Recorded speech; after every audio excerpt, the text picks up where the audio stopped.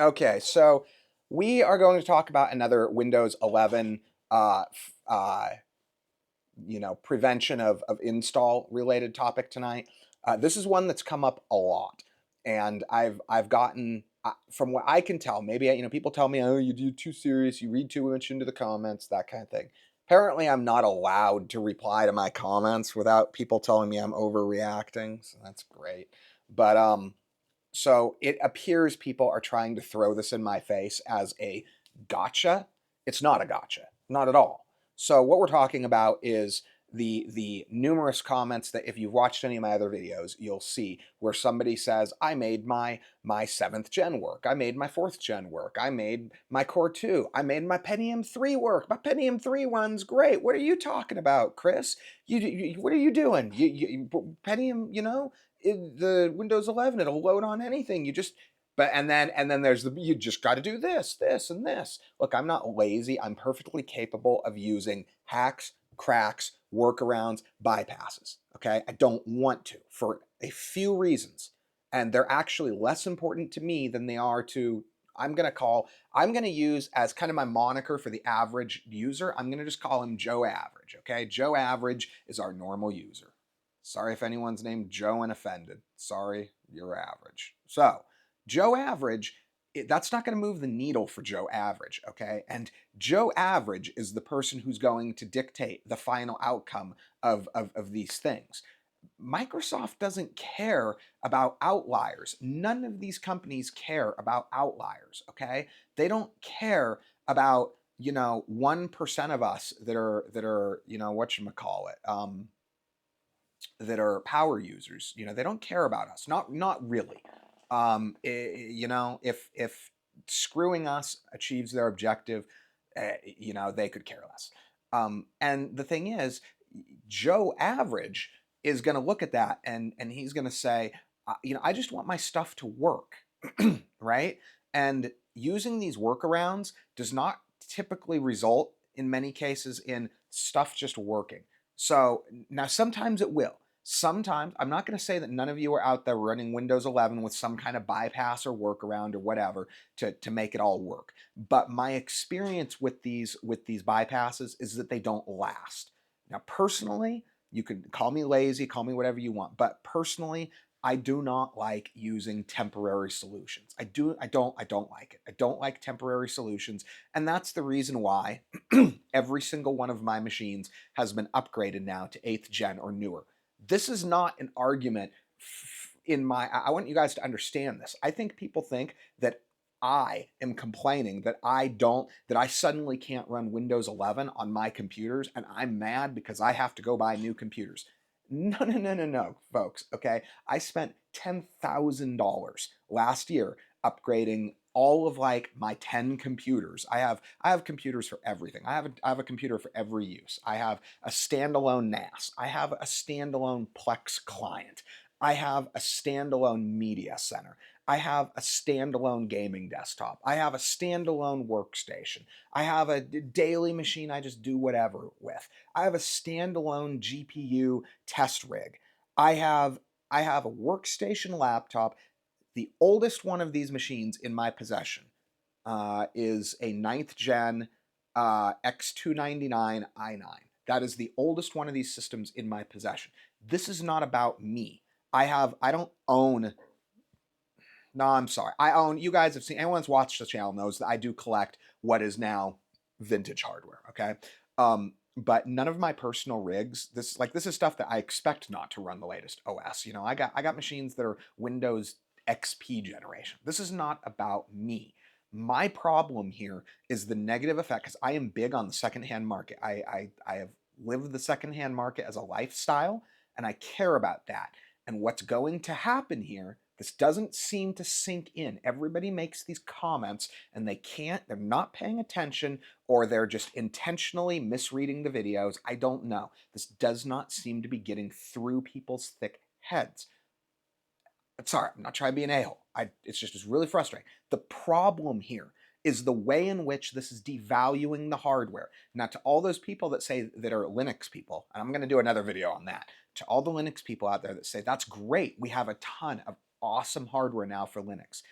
you are 0.5 less. You're 0.001% of the computer usage demographic out there.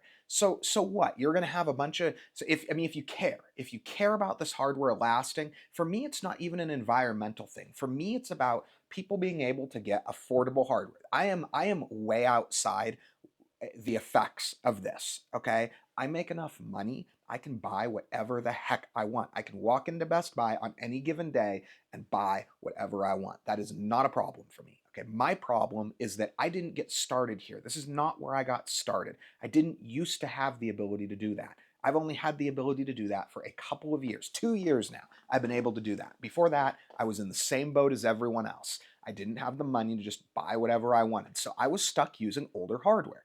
And you could get awesome older hardware. It was great. You still can. I'm sorry, you still can. But by taking away the ability for that older hardware to be used with the current version of Windows, it takes away a massive amount of the utility. And the Linux users out there, the Linux buyers that are going to go and snap up all that hardware, they're not going to snap up all the hardware. Each person, the hardcore Linux user may go snap up one or two high-end, formerly high-end systems that are now devalued. But to the normal people, all they're going to see is, I use Windows 11. I need Windows 11 to run my apps. The average user, I don't even, I wish we'd stop calling everything an app. It's freaking software, okay? With the app thing. I know it's cell phone culture, but they just want my app. I just want my apps to work. And so without the current version of the OS, for a while it will be fine. Maybe a couple of years. But eventually you will get to the point where you won't be able to load some things. You'll start having issues with like DLL files and Microsoft C++ or whatever libraries, and it'll be things like that. You won't have the current updated DX13 or whatever. You won't be able to load it. It'll be just little things, little dumb things, okay? And that'll start affecting you first. And Joe Average is going to say, I don't want to mess with that. And when Joe Average makes that decision that he doesn't want to mess with all of that, it's going to condemn that hardware, okay? I'll buy some of it, right? I'll look at some of the stuff and I'll say, wow, that was really cool back in the day. I'd like to have one of those on hand for testing purposes. I can't buy all of it, though. I can't make all of it useful. Neither can you, and neither can anyone else, okay? It's coming. It's going to happen. And that's part of my problem with this whole thing. So to all of those people that say, well, I can run Windows 11 just fine on my whatever have you setup. Yes, I understand that, but that's not what's in question here. Your tech savvy ability to bypass everything and make it work for you it doesn't move the needle for Joe Average, and that is the person who Microsoft markets to. Right now, I could probably load Windows 10 on a Pentium 4. Okay, for the love of God, I probably could. That's dumb, but I mean, you get what I'm saying. I can take a 4th generation Dell Optiplex, slap a video card in it, and slap Windows 10 on it, and it'll be a perfectly fine computer for someone's kid. Even more so laptops. There's so many good, laptop hardware as we know it today fundamentally is kind of 2000 4th gen and newer. There's a lot of really good 4th gen laptops on the market, a ton of them. Everything from top of the line Alienwares. I mean, you're talking about an Alienware with an i7 4720 HQ with a GTX 980 in it. Okay, that is a usable system for somebody's kid that just wants to get started playing Fortnite or something.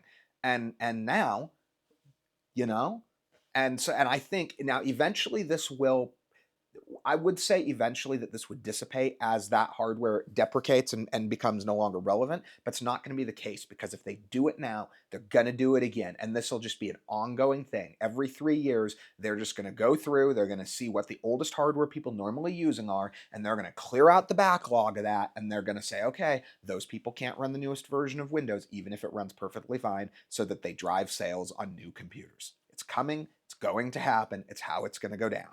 That is my problem with that argument. So anyway, I hope you guys find this interesting, and yeah, thanks for watching the video.